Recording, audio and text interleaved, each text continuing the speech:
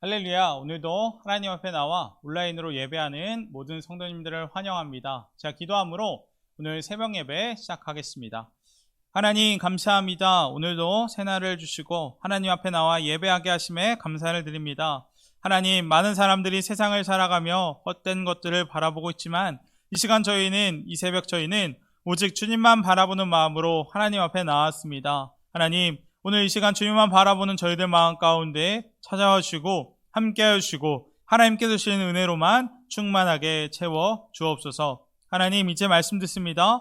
풀은 마르고 꽃은 시드나 우리 하나님의 말씀은 영원할 줄 믿습니다. 그 말씀을 통해 우리가 다시 한번 새 힘을 얻고 어지러운 세상 가운데 나아갈 바를 밝히 알게 하여 주옵소서.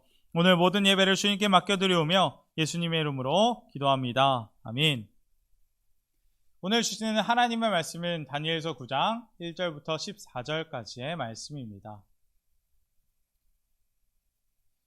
메대 족속 아하수에로의 아들 다리오가 갈대아 나라 왕으로 세움을 받던 첫해 곧 그 통치 원년에 나 다니엘이 책을 통해 여호와께서 말씀으로 선지자 예레미야에게 알려주신 그 연수를 깨달았나니 곧 예루살렘의 황폐함이 70년 만에 그치리라 하신 것이니라.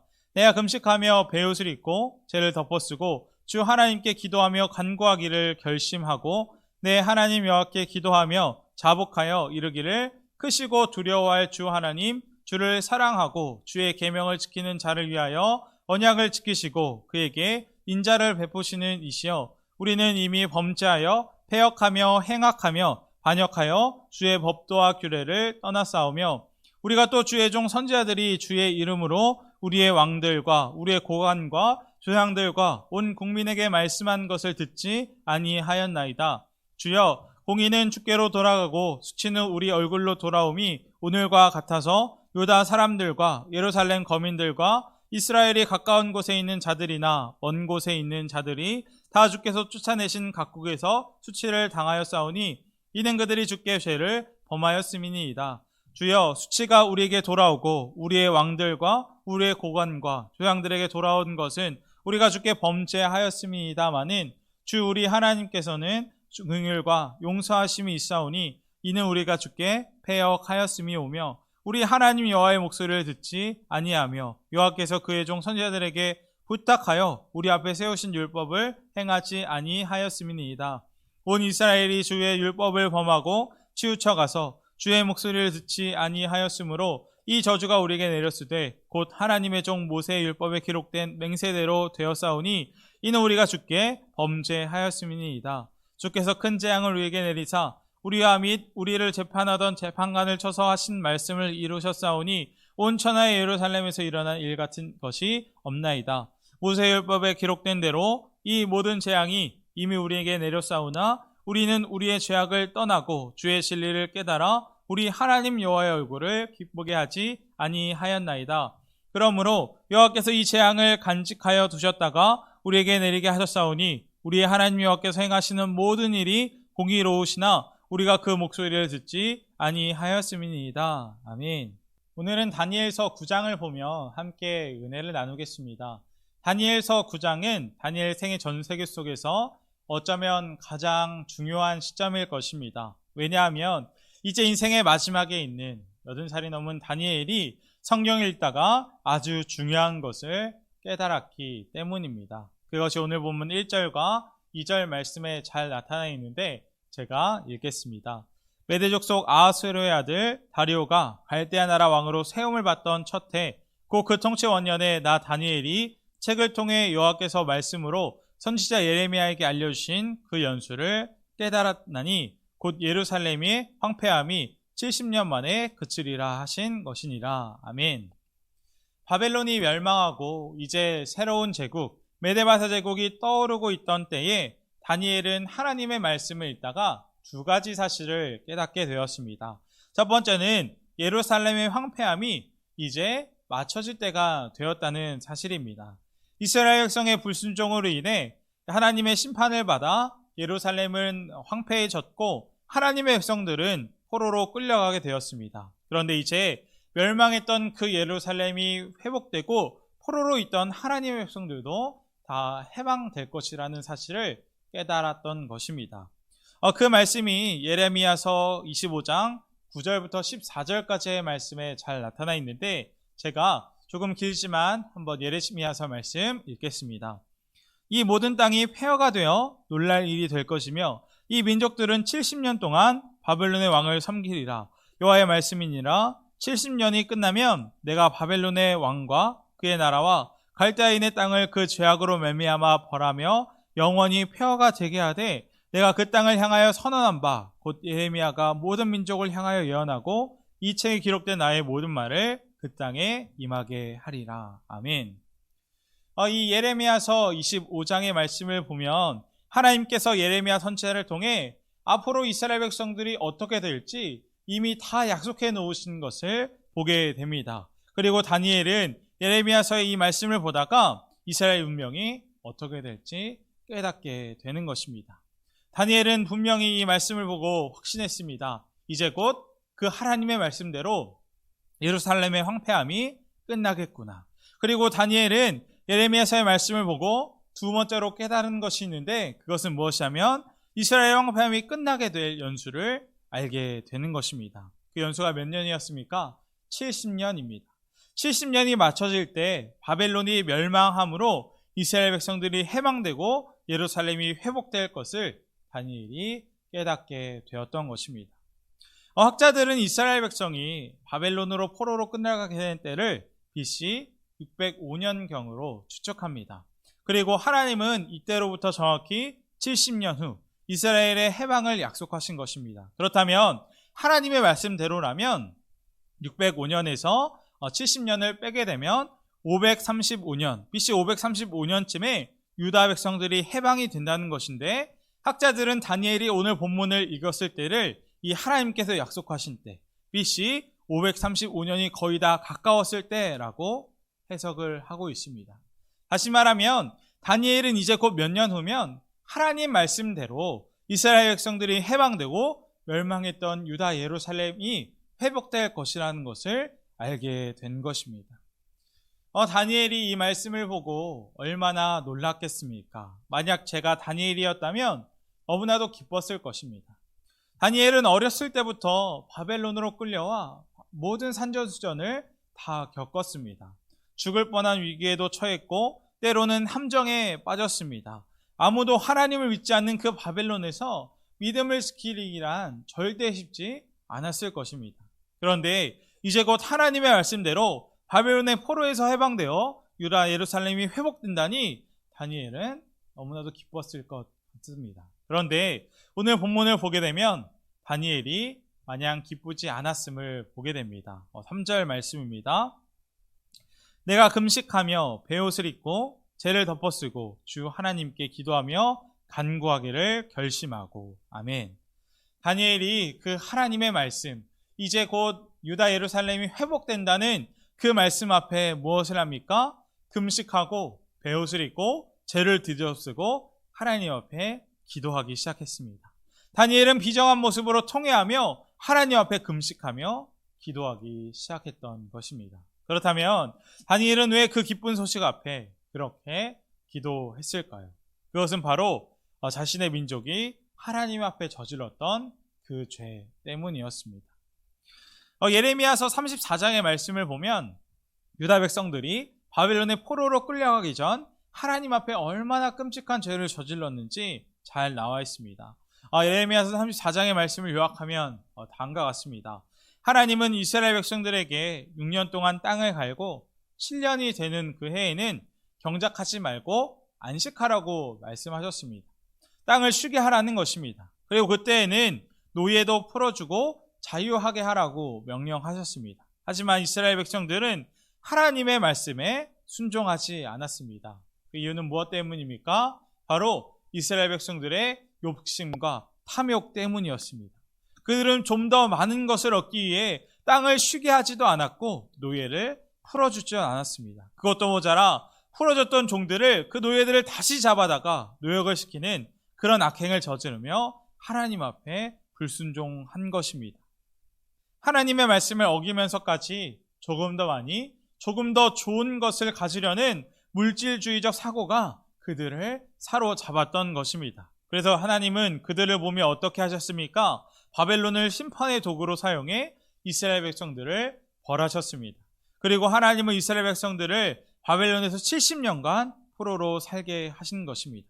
그러면 어떻게 됩니까? 이스라엘 백성들이 바벨론에 포로로 잡혀가 있는 동안 이스라엘 땅은 경작할 사람이 없어서 자동적으로 안식하게 되는 것입니다.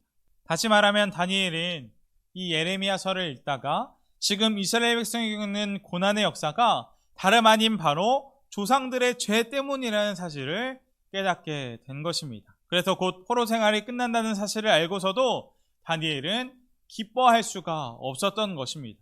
왜냐하면 몇 년 후면 다시 회복되고 돌아간다는 그 기쁨보다도 민족의 조상 때부터 뿌리를 끊지 못하고 계속되어 왔던 죄악들을 끊어내지 못하면 다시 회복되고 돌아가도 아무 의미가 없다는 것을 깨달았기 때문입니다.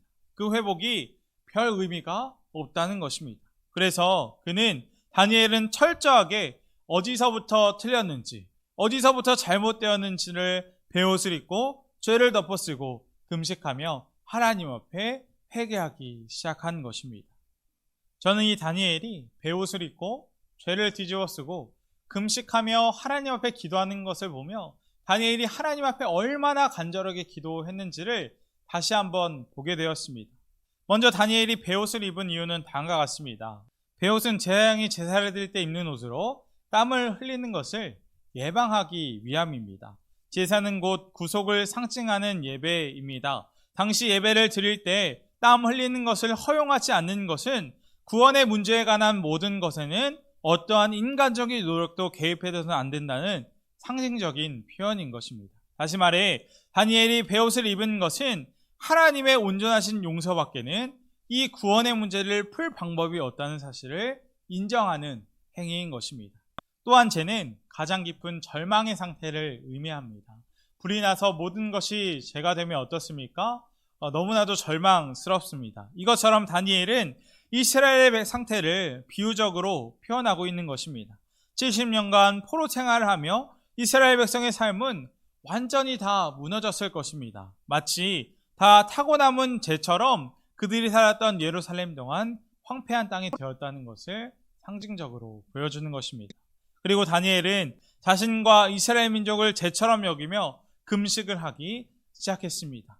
사람은 외부로부터 들어오는 음식의 힘으로 살아갑니다. 우리 육체는 얼마나 양질의 음식을 섭취하느냐에 따라서 힘을 쓰도록 되어 있습니다. 그런데 그 음식을 끊는다는 의미는 무엇을 말하는 것입니까? 바로 외부로부터 섭취하는 음식이 아닌 하나님의 힘을 의지하겠다라는 것을 상징하는 것입니다. 다시 말해 지금 베옷을 입고 죄를 덮어쓰고 금식하며 기도하는 다니엘의 행동은 곧 이스라엘을 불쌍히 여겨 주십시오. 하나님만이 이 모든 문제를 해결할 수 있습니다. 주님의 용서밖에는 답이 없습니다. 라는 철저한 회개와 간구를 하나님 앞에 하고 있는 모습이라는 것입니다. 우리도 이 다니엘이 기도하는 모습을 보며 하나님 앞에 간절히 기도하며 나아갔으면 좋겠습니다. 너무 안타까운 것은 사회적으로 기독교인의 감소가 점점 줄어든다는 기사를 자주 보게 됩니다.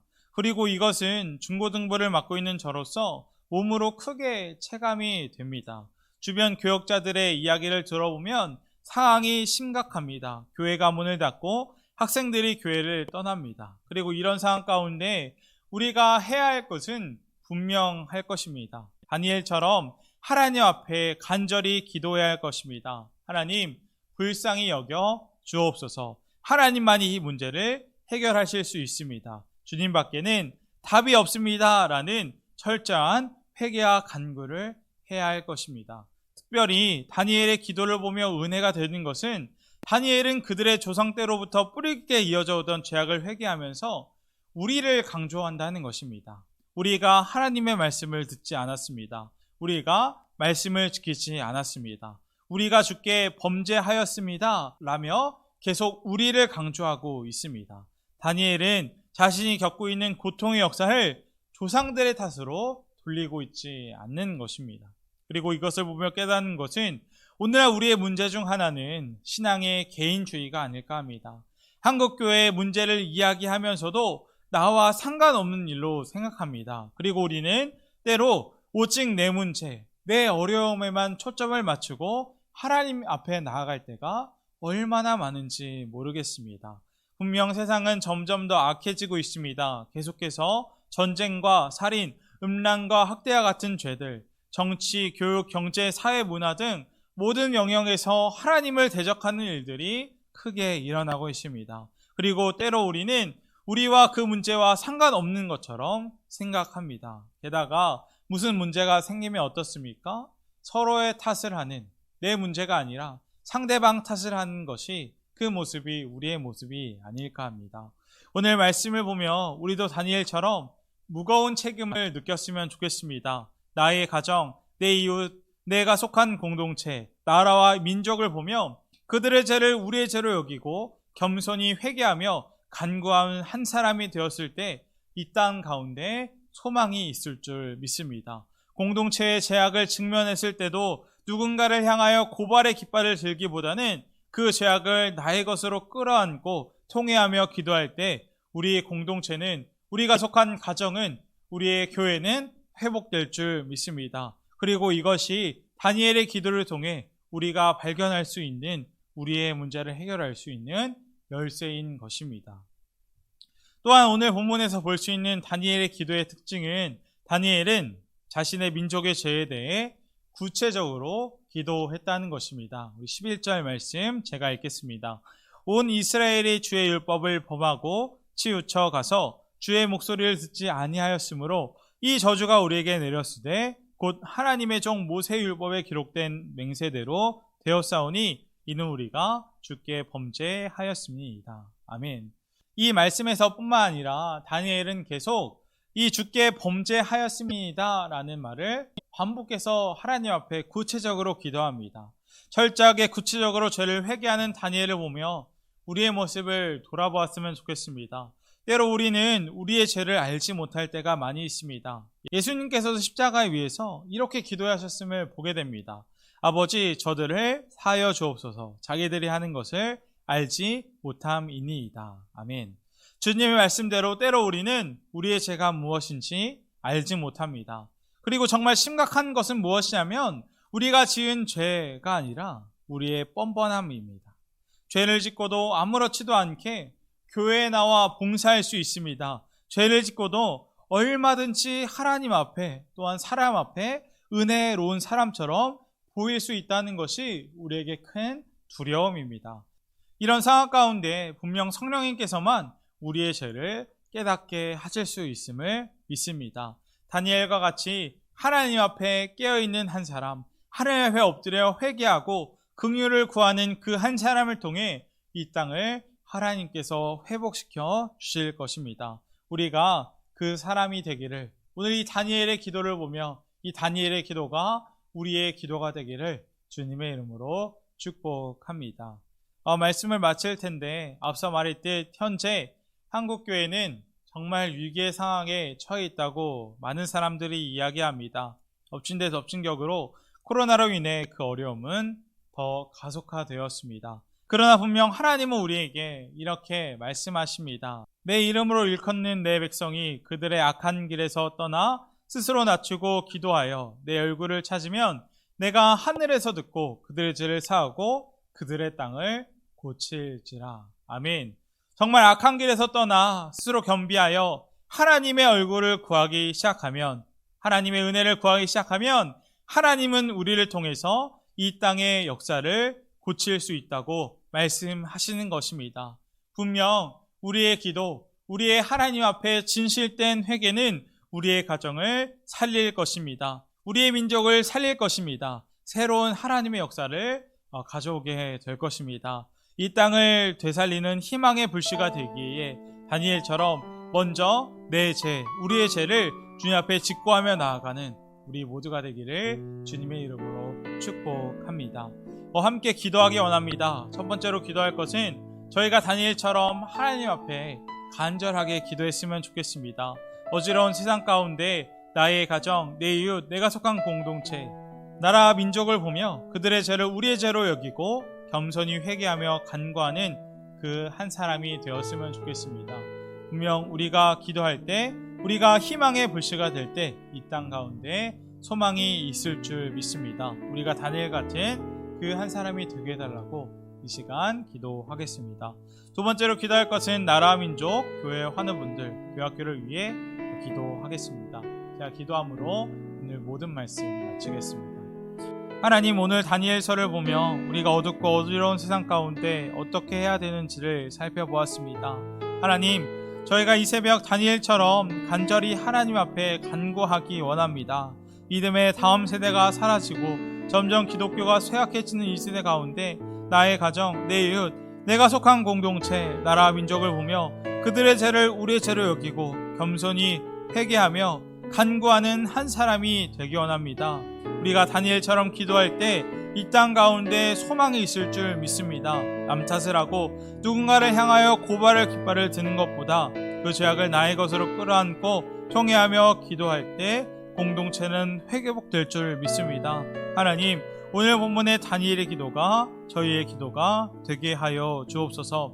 하나님, 분명 우리의 힘으로는 절대 할 수 없습니다. 성령 하나님, 저희에게 힘과 능력을 허락해 주셔서 저희가 세상을 살리는 하나님의 희망의 불씨가 되게 하여 주옵소서. 이 모든 말씀 예수님의 이름으로 기도합니다.